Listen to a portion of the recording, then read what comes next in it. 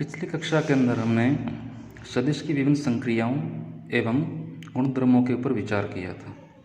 इस कक्षा के अंदर हम प्रश्नावली 13.1 के क्वेश्चन नंबर 1 से लेकर के 7 तक हम विचार करेंगे।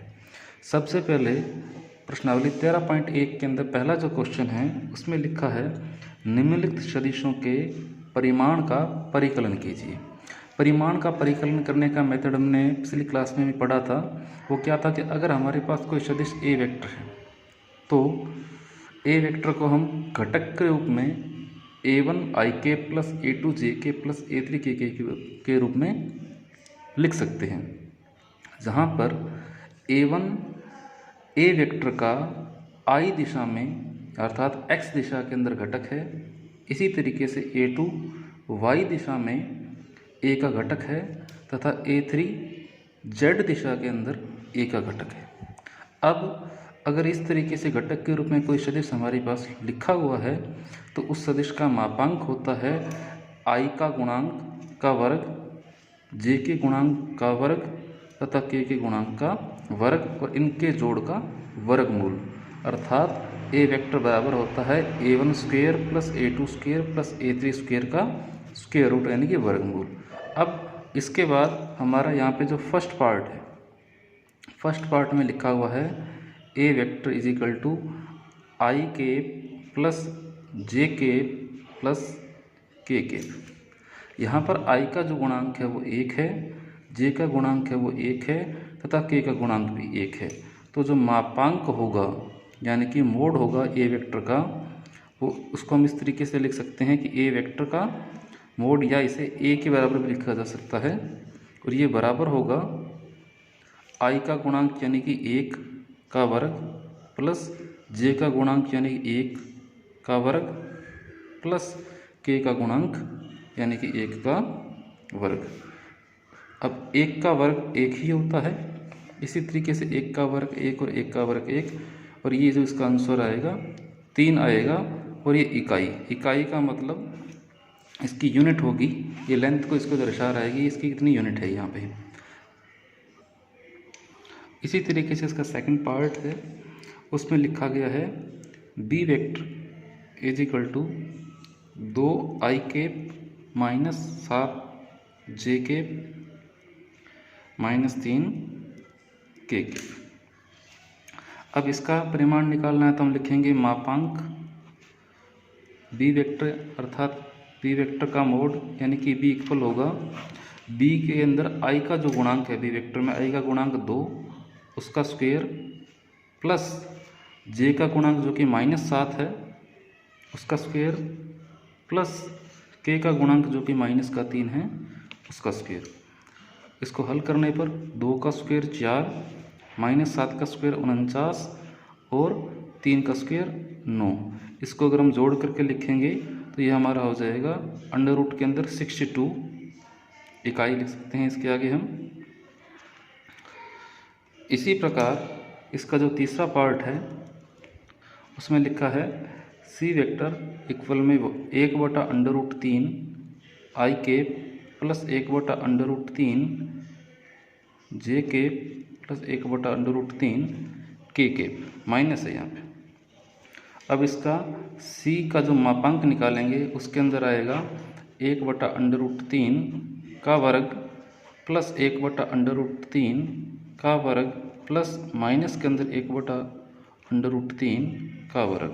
इसको अगर हम सोल्व करेंगे तो ये हमारे पास 1/√3 का स्क्वायर यानी 1/3 1/3 और 1/3 जोड़ करके 1 ही बन जाएगा और इसका आंसर आ जाएगा 1 इकाई।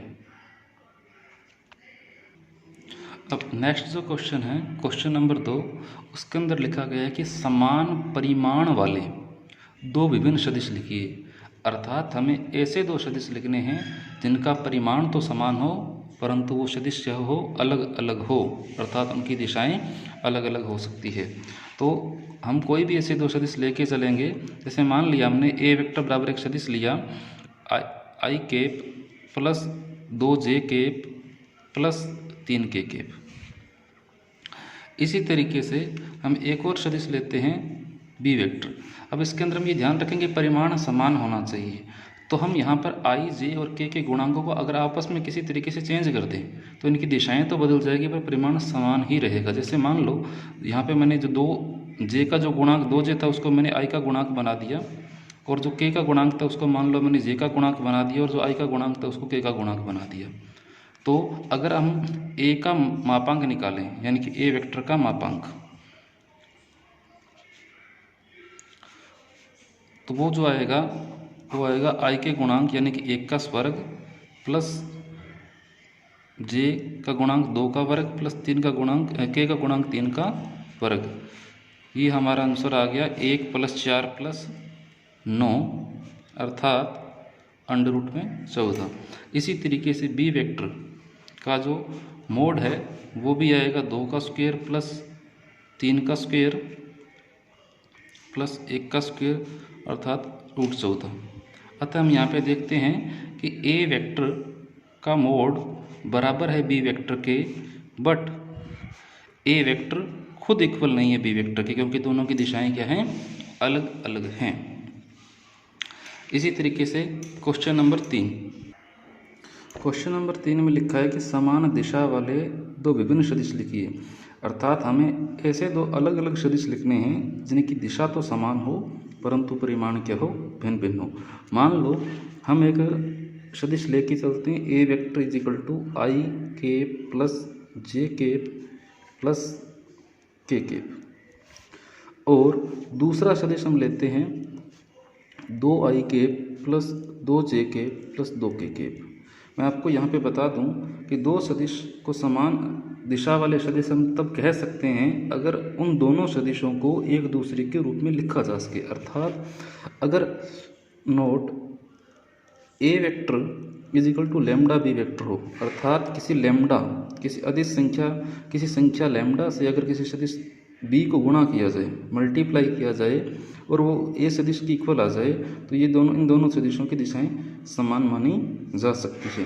तो यहाँ पे अगर हम देखें तो बी वेक्टर इक्वल है 2i प्लस जे के प्लस के अर्थात बी वेक्टर इक्वल है 2 × ए वेक्टर। अर्थात यहाँ पर लेम्डा का मान कितना आ गया, 2 आ गया। अर्थात हम यहाँ पे कह सकते हैं कि बी वेक्टर को ए वेक्टर के पदों में लिखा जा सकता है, ए वेक्टर की फॉर्म में लिखा जा सकता है। अतः ए वेक्टर और बी वेक्टर की डायरेक्शन सेम है।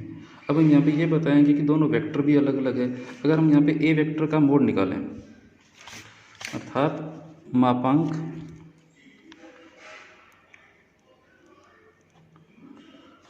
Of a vector is equal to 1 का स्क्वायर प्लस 1 का स्क्वायर प्लस 1 का स्क्वायर अर्थात √3। और अगर हम बी वेक्टर का मापांक निकालें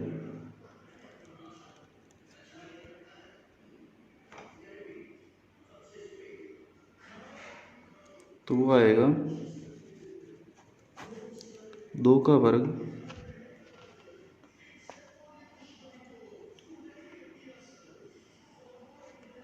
प्लस 2 का वर्ग प्लस 2 का वर्ग अर्थात 4 + 4 + 4 √12।